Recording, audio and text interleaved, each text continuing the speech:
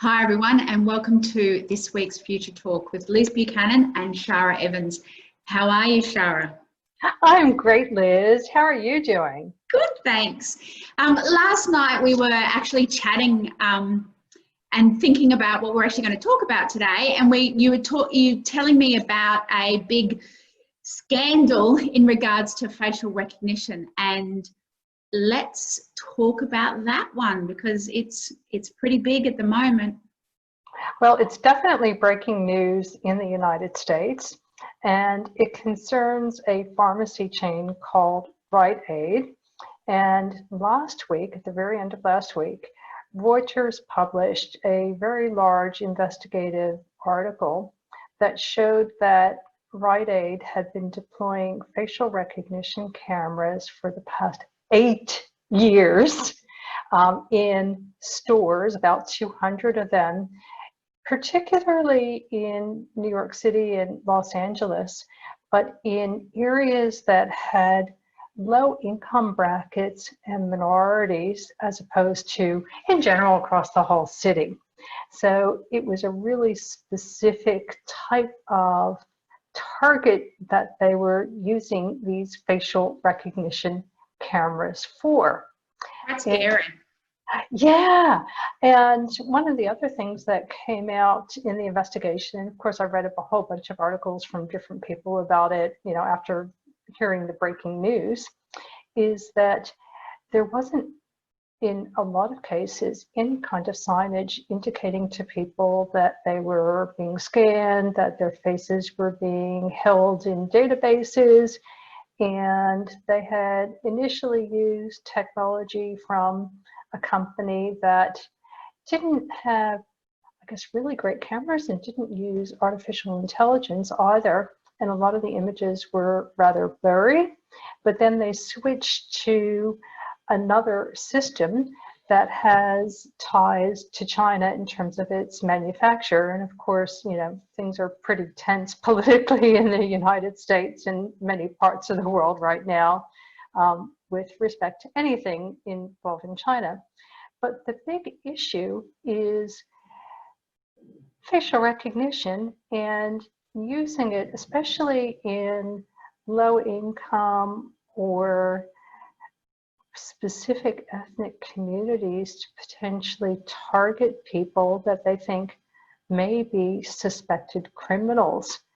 And to me, that's a little bit dystopian. What do you think? Yeah, there's a lot of big potential discrimination, and what's happened around the world, but particularly in America at the moment, it's for doing it for 8 years and keeping it quiet is quite scary, really. Well, that's a really, really long time.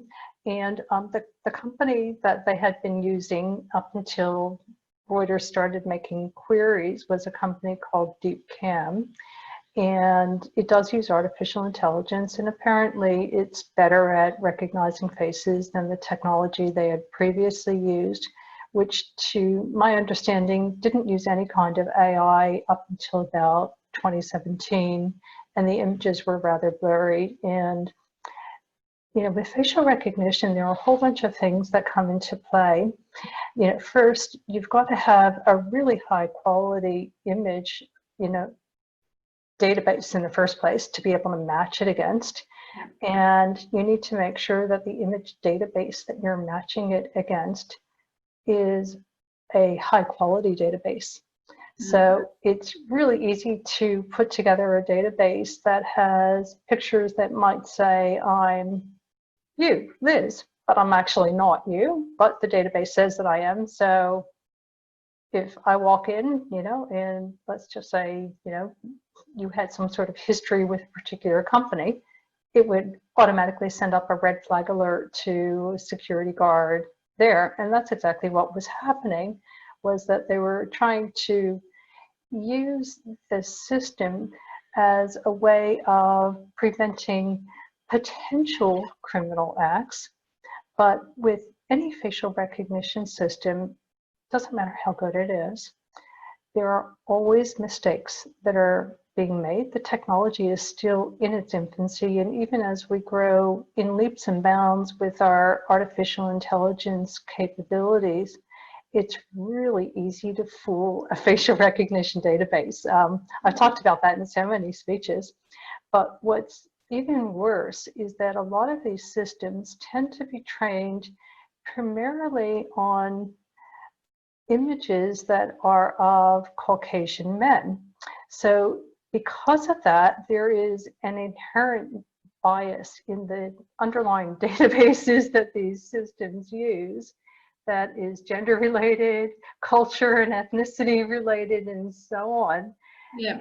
And then of course there's privacy. You know, do you actually really want to be tracked and identified, let's say, by a company? You know, you're in a pharmacy, or here in Australia we'd say a chemist.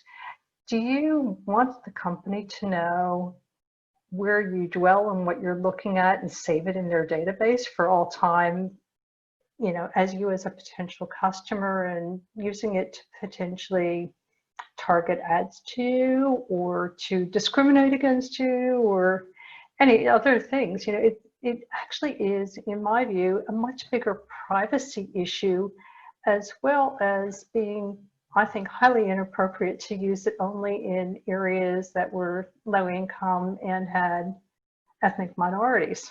Yeah, and it reminds me of a case, although it's similar, it wasn't using facial recognition, but a person brought in his son to a electronics store, and they wouldn't let, the security guard wouldn't let them through because the son had Down syndrome. So because they have similar facial characteristics from someone that was on the blacklist, someone who had Down syndrome, Yeah. that case went viral, and it was all in the news and so forth, and that electronic company had to deal with that. I see that happening with facial recognition, particularly if the images are blurry, that's going to impact, and there's going to be more discrimination for people potentially who have similar facial recognition. And so there's that issues as well as privacy as well. Yeah, well, one of the videos that I looked at last night, and it was getting pretty late, so I don't remember every single detail, but it was a Black gentleman, and he had gone into his local Rite Aid store where he normally goes, and the security guard said, hey, you know, you're going to have to leave the store. You've been identified as, you know, someone who has a, you know, record of shoplifting or something similar. And he said, please let me see the picture that you're talking about. I've never done anything wrong in my life, you know, the words to that effect. And he looked at the picture on the smartphone that the security guard had, who was also a Black man, and he said, look, that doesn't look anything like me. You know, the only thing we have in common is the color of our skin. Please, let's go to the store manager. I'm happy to show you my driver's license and everything else to prove I am who I am. And it just goes to show that these systems can make some pretty astounding mistakes. And even if the person looking at the system is of the same ethnic background, it doesn't necessarily mean that they're going to always recognize the difference, especially if it's a blurry picture.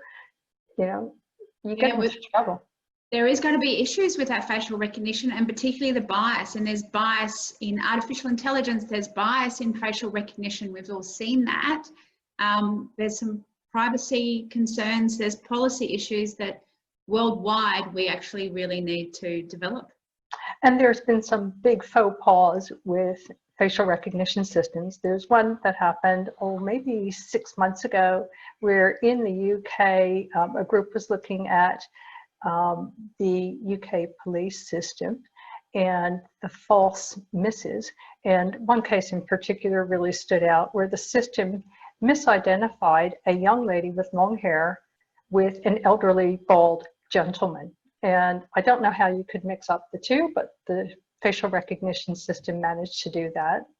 And there have been other things where they've mistaken people for animals, and you know, the list goes on. Yeah, and that, I mean, that's scary, and that's what we have to think about. But we've actually run out of time for today. I can't believe it, Liz. It's so fast. It's so fast. We can go on for ages because there's so much to talk about with facial recognition, but we've run out of time. Well, thank you, Liz, and thank you, everyone. And put your comments here. Tell us what you think about privacy and facial recognition.